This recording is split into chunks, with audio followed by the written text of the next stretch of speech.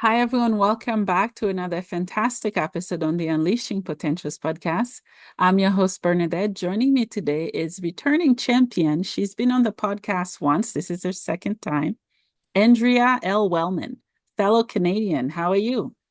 Andrea Wehlann. I'm good, Wehlann. thank you. I'm good, thank you. Thanks for having me again.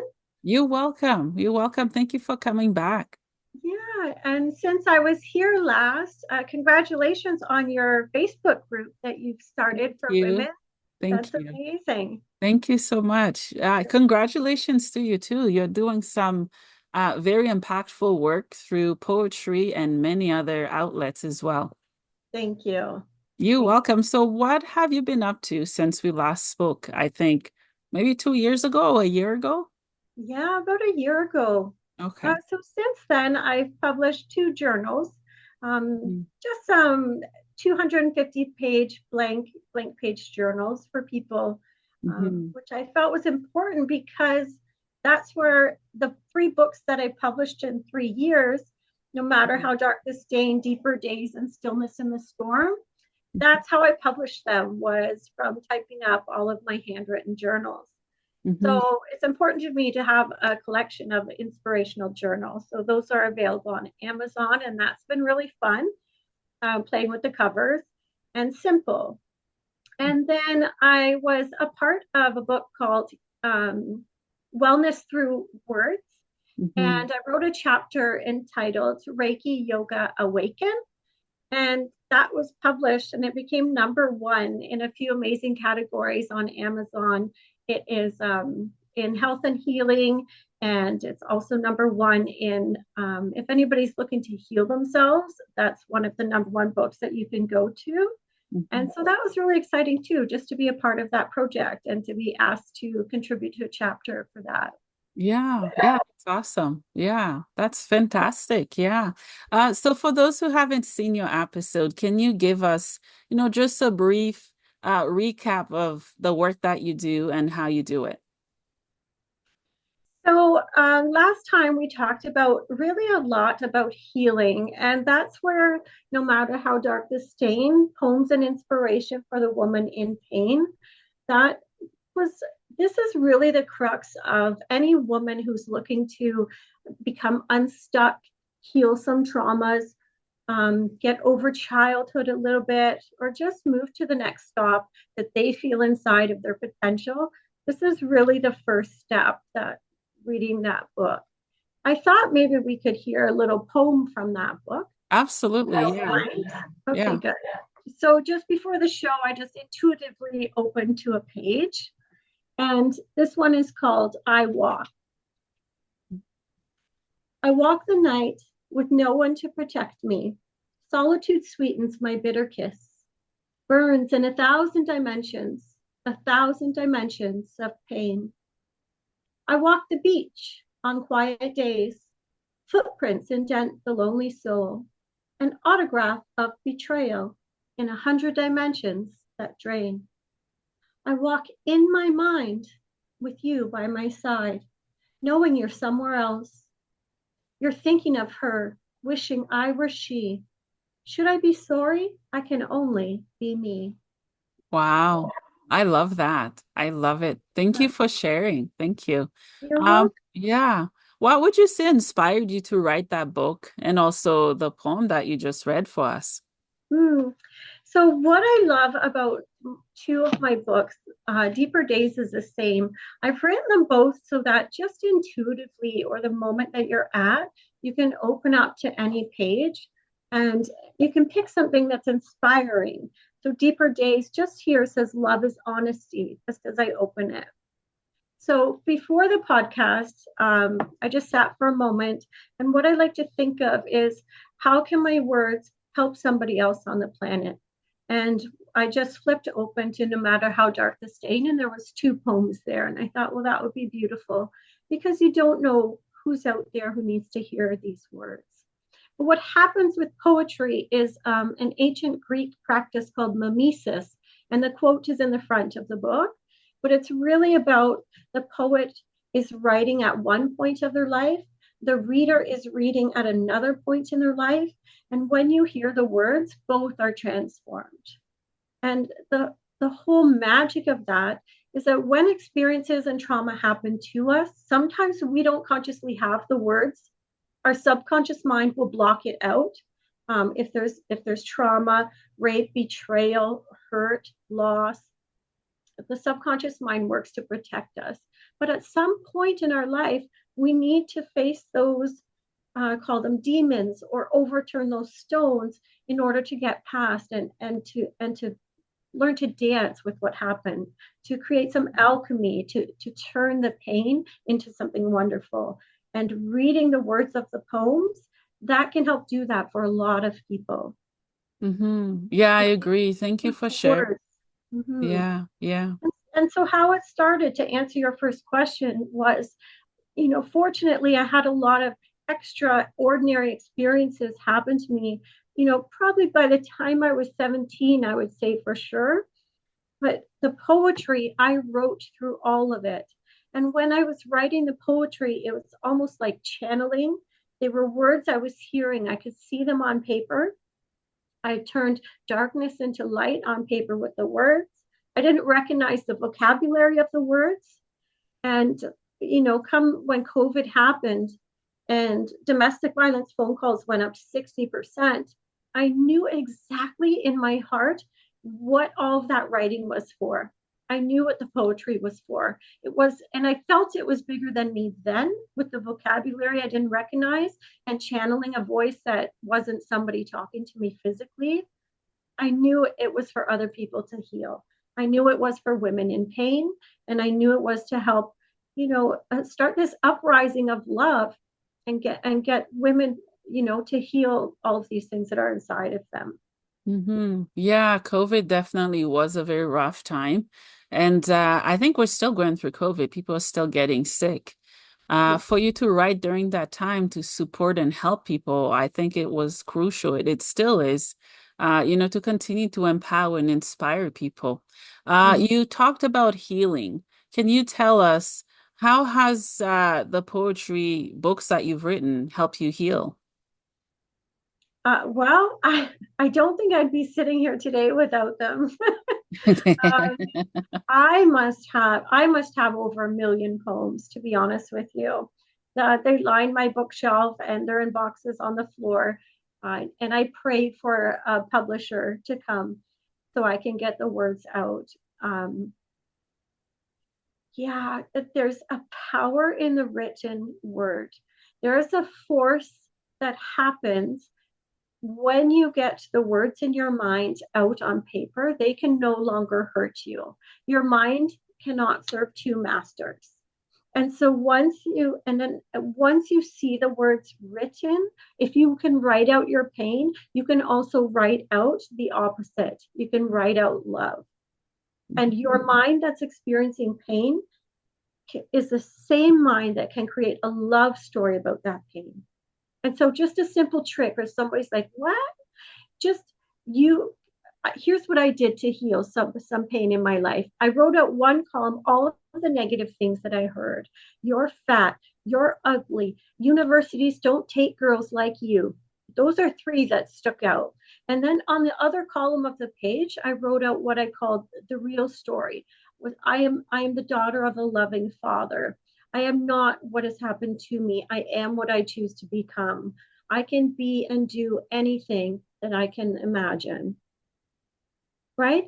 So there, once you hear the light of it, the other comments aren't, they're not so prominent in your mind, right? So it's a bit of training, it's a bit of work, and really the whole beauty of it is that it's you, only better, if you have the strength and courage to do that. Yeah, I agree. Yeah. How would you say that your past has defined or shaped the present, the now, and also the future? Mhm. Well, I think it takes the dark to see the light. And I think that's true with an artist doing a painting. I think if they make a cloud on the canvas, you only see it when he puts the blue behind the sky. And I think that the darkness that I had so early on, the dark things that happened, the pain, trauma, betrayal, the loss. I've had to bury a child. I've had 10 miscarriages. Um, yeah, it makes you see the light of yourself. And so it's really important. And what I learned through writing the book and my message that I love to spread and get across. Um, so I'll just thank you again for having me on your podcast. But really, the darkness and the light of your life are both love.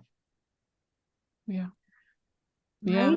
Right? They're both, it's not this is over here separate and this is over here separate and you're in the middle. It's not dualistic. We're very singular, we're interconnected.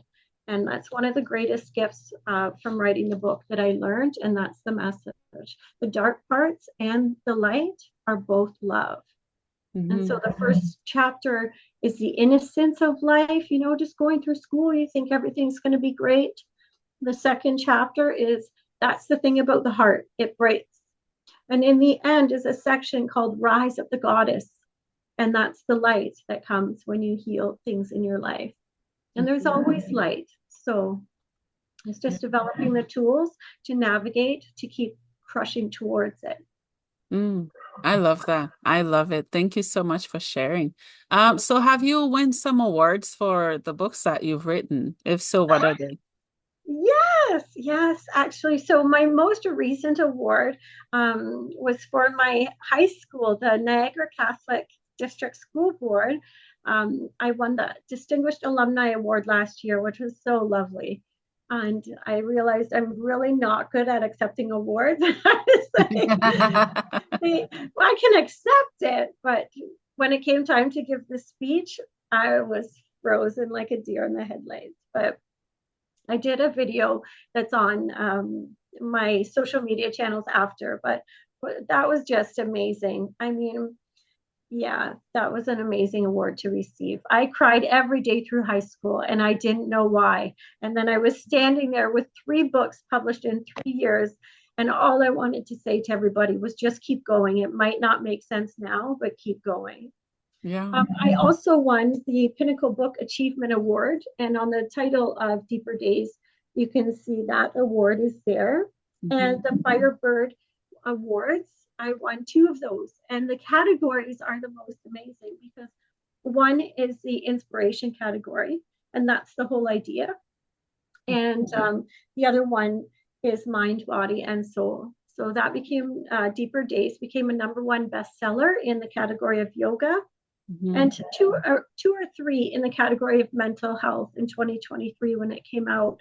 And it's really a book you can do every day to find inner calm amidst chaos. And let's be real, the outside world is chaos, but Oh, yeah.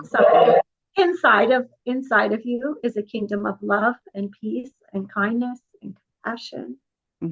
Oh, yeah. It's a war zone out there. So, yeah, yeah. Every Yeah. man for themselves, it feels like, but there is still unity and love and so much good things happening. Good Yeah, things and I that think the news doesn't show. I think if you close your eyes and you take away the dimension of just what's right in front of you and the physical, you can really feel that you're connected to that interconnected frequencies of just like what's behind you on your is it like screensaver Background, background? yeah. That's exactly what how I see us. Yeah, me too. Me too. Yeah, we're all connected and we're all one. Speaking of connected meditation, did you write a book connecting to meditation practices? Tell us more about it. Oh yes, I did. So yeah, this is 365 yoga inspirations for inner calm amidst chaos. This book, when COVID happened, I own a yoga studio, Ganga Moon Yoga and Reiki School in 𝒂𝒚'𝒔, Ontario. And my studio was empty for years. Mm. I also teach yoga on the beach each summer. And there was over, I started with 11 students in 2012. And just pre COVID, the entire sand was covered in people. Hundreds of people came. So then COVID 2023, the poetry book is out. And in my heart, all I'm feeling is the yoga students are still out there. All those people on the beach are still there. So it's like, what do you want to say? So I had to use one of the 8 limbs of yoga. There's 8 limbs of yoga: yama, niyama, asana, pranayama, pratyahara, dharana, dhyana, samadhi. And there's no pop quiz at the end, so you remember. But I used one of those limbs to get to the people. The 8 limbs mean that yoga is not just the poses. There are the asanas are yoga poses, but there's 7 other ways to find peace. And so that's what I used in Deeper Days. So it's the art of concentration, of mind control, of just creating even one moment where your mind is focused on concentration. Why is that so important? Just that one moment. Because if you can find one moment to concentrate on, then you can find another moment to put on, and another moment. And then what? And then you have a foundation. And right here is where you can build a yoga practice, where you can do a podcast. But you need to have that foundation. You need to have that peace or meditation. Mm-hmm. Yeah, I agree. So each day is just a little yoga inspiration. You can see here. And it ends with a mantra. So this mantra is day 127. Relaxation is essential.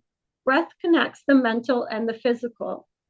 So how it works is you read that again. Relaxation is essential. Breath connects the mental and physical. Relaxation is essential. Breath connects the mental and physical.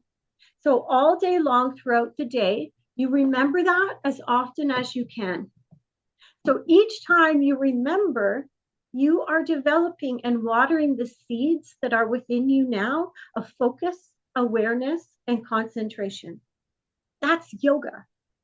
That's bringing your mind back to your heart. To yoga is to unite. Yeah, I love that. It's so amazing. So that whole book is just that. It's a daily practice. Yeah, that's awesome. Yeah, thank you for sharing. And that's why the title is Deeper Days, right? So you add meaning to your day. When you're doing this practice of concentration, you're adding meaning to your day. You're waking up with your coffee and remembering that little mantra, and that sets the tone for your day. Right? If you wake up and check your email, then you're replying to this person and that person, and your whole day, your whole year can be just reactivity, right? So to meditate is to take that 1 minute just for yourself and to have something to deepen your day, to stay connected from your head to your heart. Yeah, I agree. Thank you for sharing. Yeah, because sometimes when people hear the word or terms that comes with the yogi lifestyle, they just assume it's just exercise.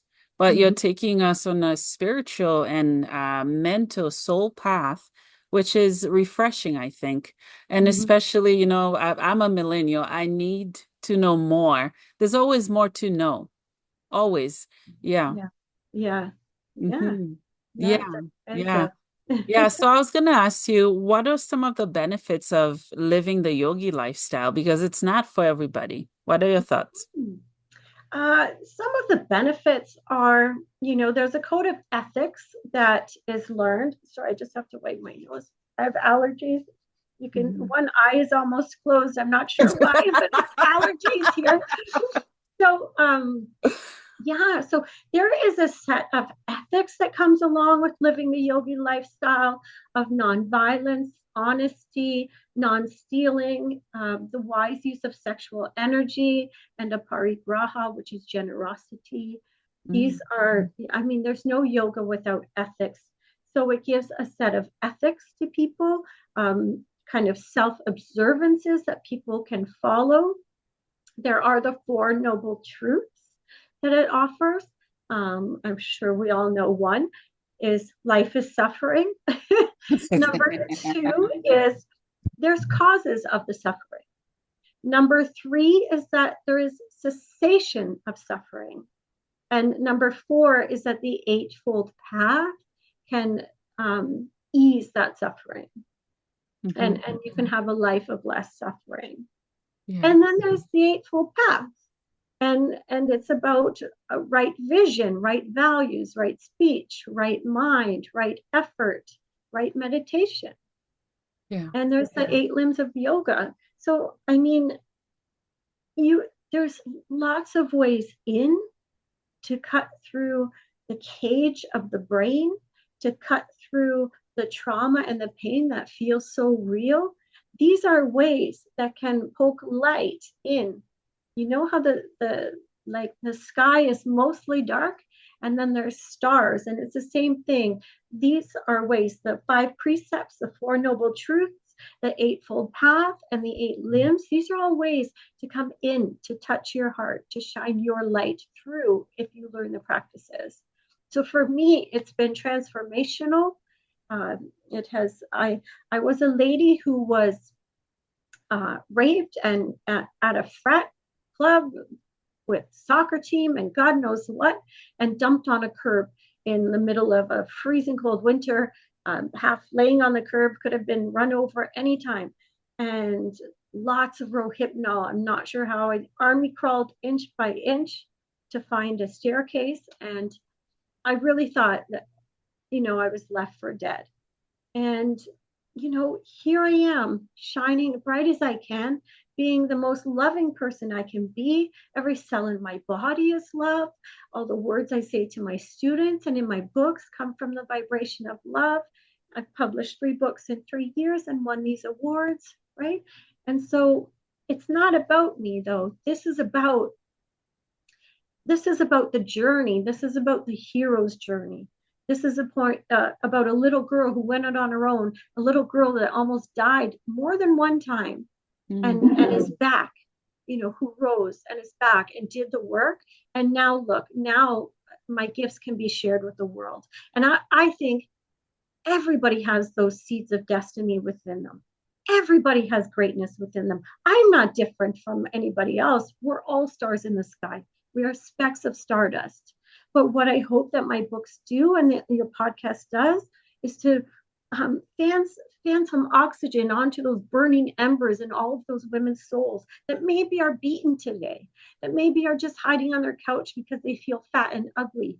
Whatever the circumstance, right? We all need to feel that like love is out there. Someone else is out there that did it. We need to help each other rise, and we can do it. Mm-hmm. Oh, wow. Thank you so much for sharing. And Mm-hmm. yes, the healing you have done, it shows. You've spoken it, you've written it, you've showed it. And woman to woman, I want to honor your bravery, your authenticity, and just a warrior that you are. I think all of us are, but some of us, we just step up, we show up, and we deliver. And that's what you do. And that's why your books, they're refreshing. And you can pick them up at any time, any season, any time of the day, and find something that connects. So I want to honor you and let you know that I see you. I see you and I've been there. Maybe the journey to get to where we are today has been different, but the destination is very similar. So thank you. Yeah, yeah. Thank you too. That's really nice here. There's nowhere to get to really. We're already here. Yeah, But yeah, yeah, thank you. yeah. That means a lot to say that you see me and I see you too. And I Yes. really feel like we're soul family. Yeah, yeah, Yeah. absolutely. Yeah. Yeah, Mm. let's talk a little bit about the benefits of breathing and meditation. I've Mhm. heard of breath work. I didn't know what it was. I'm just being honest. I had no Yeah, clue what it was. And yeah. I looked on YouTube. It had to do with breathing. I'm like, I think I'm breathing. I'm just not conscious. I I say to my yoga I'm students, still right? alive. Everybody gets in a pose and then they're like, Yeah. Yeah. and I'm like, if you stop breathing, you will die. And then they laugh. And it's like, you Yeah. know, my Yeah. yoga teacher, Michael Stone, like did that for us. And so I do that for my students too. Yeah. Um, Did you try any breath work? Can we do a little right now? We can try. Yeah. Oh, we can try. We'll just do it. We Let's won't do try. this. Okay, Let's close go your for eyes. it. Close your eyes. Okay. Close your eyes and bring attention to your breath. Maybe put your hands on your tummy for a moment and notice with your eyes closed, you might feel the gentleness of your hands rising and falling with the breath. And with your hands on your tummy, just fill your tummy up like a big balloon. Fill it up and exhale. Feel the belly come back to the spine. Inhale, fill up the belly just like a big balloon. Exhale, feel the belly falls. Last one, fill up your belly just like a big balloon. Hold, exhale, belly falls. Yeah, relax your hands and just watch your breath. It'll come back to its natural rhythm now. Yeah, and then let your eyes open softly and just look at the space right in front of you and take in those details. Wow. That's nice. Right? It feels like my brain didn't have oxygen before. I just felt that too. I feel like a new person. Yeah, Yeah. it's so powerful. That's it. It's Yeah. not this and it's not that. But every time, like you close your eyes, your breath is always there, just like a best friend. Yeah. Yeah, Yeah. if I teach kids breathing practices, I say that your breath is always there. It is. It's like your best friend. Yeah, I'd Yeah. hope it's there. Yeah, anytime. Yeah. Anytime you close your eyes, you can do the same thing. If you felt that once, it never goes away. Yoga is a spark, and once it's lit, it never goes away. You felt that just now. You Yeah. can feel that as soon as we hang up, as soon as you're in traffic. Yeah, it's just Yeah. a practice. Yeah. Yeah, it's training your mind, training your mind. You don't get a puppy and just let it run around the house. No, you have to train the puppy. Yeah. You go here, you go there. So every time you close your eyes and bring attention to your breath, Mhm. you are training your mind. And this will stop a lot of the chatter after a while. It's a very quick, fast version, and we can talk more about it next time. But Yeah. but Yeah. really, if you just do that a couple times a day, it's amazing. Yes, and more oxygen, definitely. Yeah, Yeah, you definitely. function at a higher level. Yeah, for Yeah. sure. Thank Yeah, you. yeah, thank you. That was amazing. So before we wrap up, I want to give you the floor to share anything that we didn't talk about and some projects you're working on, and what you want people to get out of this episode. Hmm. Well, I think I shared that. I want people to know that the yogic lifestyle has a lot of different ways that is not shown in social media. You don't have to be flexible. If you can Mhm. breathe, you can do yoga. And hopefully, I've broken that down in my books. And you can use them as tools. Like these aren't books that you'll sit and read at the cottage, but you can use these books every day. This one's by the coffee pot. You can add meaning to your day with deeper days. You can have the poetry book beside you and pick, if you're really feeling pain, you'll go to chapter 2. Read it, it'll change your state of mind, right? Give you a new focus. That gives you new life, new cells, new beginnings, right? Just have it by your bed and read one poem when you're not feeling quite right. And stillness in the storm, if you want to practice yoga or if you want to write out some of the junk in your mind and see what beautifulness you can uncover, then there's some blank pages in here. But there's also my yoga classes, my voice, as if I'm speaking to you from my studio. So imagine if you had a friend come, you can read my words here. As you rise to a seated position, hands to the heart center. You can read it and it's like you're here. Mhm. I want people to know there is greatness within you. I want people to know that you are destiny. You are not what happened to you. It's never too late, and healing can happen in an instant. The Yeah. dark parts of your life and the light are both love, and all of my books can be found at, except Stillness is kind of a journal type. It's mostly on Amazon. I don't know why, but it has something to do with Yeah. the writing pages. Oh, okay. The other two books are at every bookstore you can imagine, any favorite bookstore, Barnes and Noble, Indigo, Amazon, of course. So follow me, like me, share me. If something resonates, please reach out, gangamoonyoga@gmail.com, or find me online anywhere, Andrea Wehlann, LinkedIn, Facebook, Instagram. We are not alone. It's 2025. If there's a way that I can help you, please reach out. If there's something you heard from the podcast, please like, share, and let me know what it is so I can keep watering those seeds. Because we're connected, it might help somebody else. Yeah, absolutely. Yeah, yeah. Well, thank you so much for coming back on the podcast. Thank you for the work that you're doing, for Thank you. everybody, but for us women. Thank you. Oh, and right back at you. Yeah, I feel the same way about you. I look forward to being more a part of your group. I'll see you Yes. there. And thank Yes. you so much. Thank you. Namaste. Thank you. Namaste. You're welcome.